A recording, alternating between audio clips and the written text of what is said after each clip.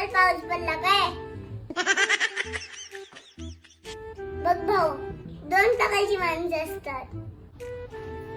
एक पोरशन मग आपलं हेल्मेट घालतात आणि दुसरे स्वतःसाठी. अभ्यास करणाऱ्यामध्ये पण दोन प्रकारचे विद्यार्थी असतात. एक टीचरला बघून अभ्यास करतात आणि दुसरे आपल्या स्वतःसाठी. जे लोक स्वतःसाठी अभ्यास करतात ते एक दिवस हुशार बनतातच. पण जे लोक टीचरला बघून अभ्यास करतात ते लोक डब्बू असतात.